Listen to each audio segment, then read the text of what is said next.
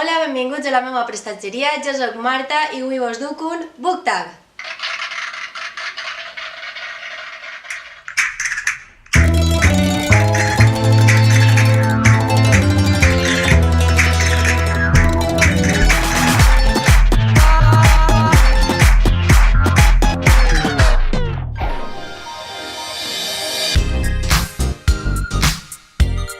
El meu llibre curt favorit és aquest, Contes per a nens i nenes políticament correctes.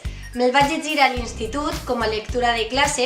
És de James Finn Gunner, però la traducció és de Quim Monzó i de Maria Roura. Són contes tradicionals, la caputxeta vermella, els tres porquets, etc. Són situacions ridícules, moltes vegades que arriben a l'extrem, però amb les quals rius i a banda penses en els estereotips amb els quals t'has criat. Un llibre que m'ha impressionat per a llegir ha sigut Memòries d'Idun primer, crec que es diu La Resistència.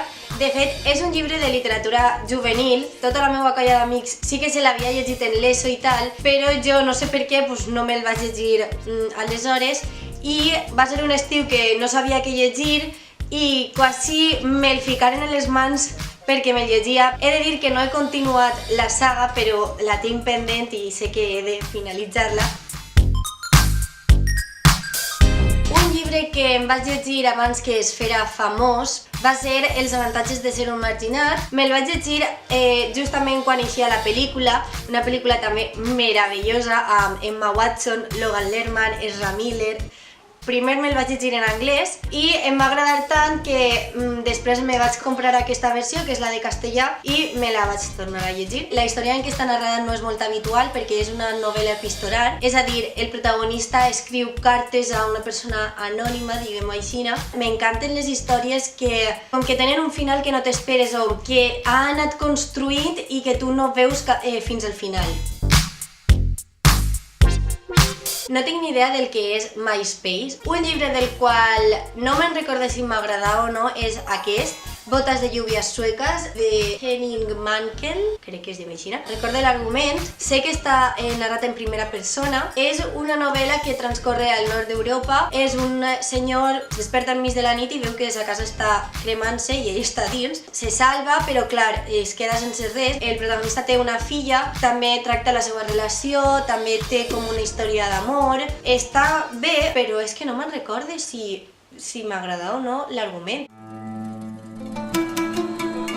Instagram sí que el conec, de fet la prestatgeria té un compte d'Instagram que podeu seguir. Un llibre amb una portada bonica, he escollit aquest, Obriu les portes, de Sembrar llibres. A més, és un llibre molt interessant, és supercurtet, però perquè és una cançó, al cap i a la fi, una cançó de Charango, amb les il·lustracions de Gemma Capdevila, i és una cançó que va sobre el tema dels refugiats, de la immigració, del obriu les portes cap a la gent que està indefensa, que ha de fugir de la seva casa i que no té res. I a més, he de dir que no només publicaria una foto de la portada, sinó que és que les il·lustracions de dins són impressionants. Salam aleikum.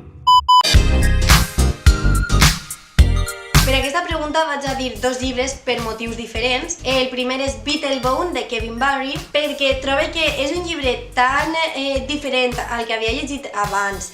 És un llibre tan introspectiu, tan filosòfic, que crec que seria molt interessant veure una pel·lícula d'aquest llibre. I, a més, qualsevol pel·lícula sobre John Lennon, benvinguda siga, no? Vaig fer ressenya d'aquest llibre que vos deixaré per ací. Mai no sé si és per ací o per ací. El segon llibre que m'agradaria veure en pel·lícula és Ve i pon un centinela. En anglès és Go to set a watchman. En català és Ves i aposta un sentinella. És la segona part de Matar un rossinyol, de Harper Lee. Es va publicar fa poquet en relació a quan vaig matar un rossinyol, perquè van trobar el manuscrit d'aquesta segona història. Com que jo em vaig llegir el Matar un rossinyol i vaig veure la pel·lícula, estaria molt guai veure la segona part també convertida en pel·lícula, però amb el mateix format, vull dir, en blanc i negre, així amb un estil més antic, això. També vaig a dir dos. Primer, no pot faltar Harry Potter pels valors que transmet d'amistat, d'amor, d'ajudar als altres. Un llibre que recomane molt, sobretot a amics que sé que estan interessats per la Segona Guerra Mundial o que els agrada molt, és Ha tornat, ha vuelto.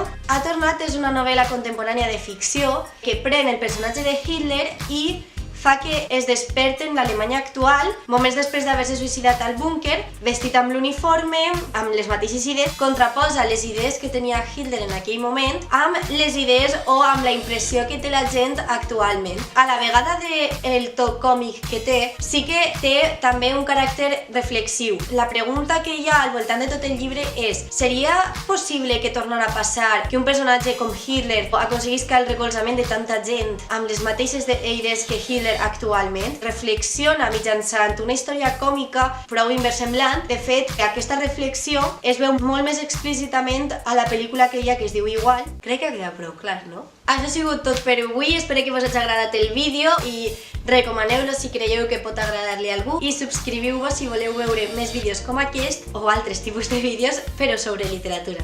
Adeu!